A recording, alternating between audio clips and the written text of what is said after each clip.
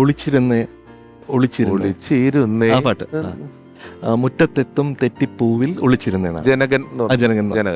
അപ്പോൾ അത് തിരുവനന്തപുരത്തായിരുന്നു. അപ്പോൾ ഗിരീഷേട്ടൻ താമസിക്കുന്ന ഹോട്ടലിൽ പോയി ആ റൂമിലിരുന്നു. ഒരു പരസ്യം കയറ്റിക്കോട്ടെ. ജനകൻ അത് സംസ്ഥാന അവാർഡാണ്. രാജലക്ഷ്മി.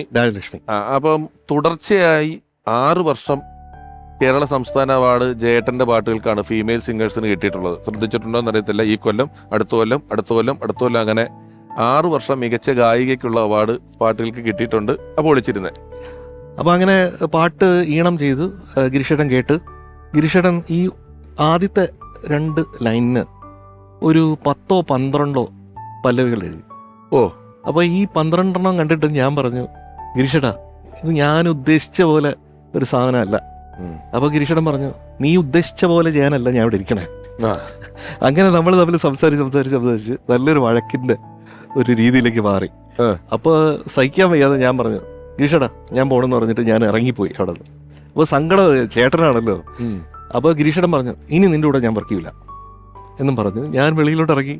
ഞാൻ വണ്ടിയെടുത്ത് വീട്ടിൽ പോയപ്പോഴത്തേക്ക് ആകെ അയ്യോ ഇത് തെറ്റായി പോയാലേ, ഇനിയിപ്പോൾ ഗിരീഷേട്ടൻ എൻ്റെ കൂടെ വർക്ക് ചെയ്തില്ലെങ്കിൽ എന്ത് ചെയ്യും ഇതൊക്കെ പറഞ്ഞ് ഇങ്ങനെ മനസ്സ് ഭയങ്കര സങ്കടമായി. അപ്പോൾ വീട്ടിൽ പോയിട്ട് പ്രിയ അടുത്തൊക്കെ പറഞ്ഞു ഇതിങ്ങനെയൊക്കെ പറ്റിപ്പോയി എന്നൊക്കെ പറഞ്ഞു. അപ്പോൾ രാത്രിയായിട്ടും ഗിരീഷേട്ടനെ അങ്ങോട്ട് വിളിക്കണം എന്നുണ്ട്, പക്ഷെ വിളിക്കാനായിട്ട് ഒരു ധൈര്യവും കിട്ടുന്നില്ല. മാത്രമല്ല എന്തോ ഒരു മനസ്സിൽ വല്ലാതെ ഇങ്ങനെ ഒരു പെയിൻ ഇങ്ങനെ പോവൽ ചെയ്ത് വരുന്നുണ്ട്. രാവിലെ ഒരു 5 മണിയായപ്പോഴത്തേക്കും ഒരു ഫോൺ വന്നു. അപ്പം ഞാൻ നല്ല ഉറക്കമാണ്.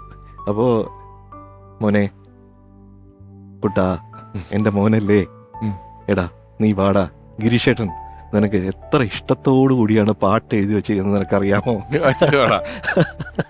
എന്ന് പറഞ്ഞു. അപ്പം ഞാൻ ഉടനെ ചാടി എഴിച്ച് കുളിക്കാൻ പോലും നിന്നില്ല, പെട്ടെന്ന് അങ്ങോട്ട് പോയി. അവിടെ പോയി കഴിഞ്ഞപ്പോഴത്തേക്കാണ് ഈ പേപ്പറിൽ ഒളിച്ചിരുന്നേ എന്ന് എഴുതി വെച്ചിരിക്കുന്നത്. അത് മറക്കാനാവാത്ത കണ്ണ് നിറച്ച ഒരു സന്ദർഭമായിരുന്നു.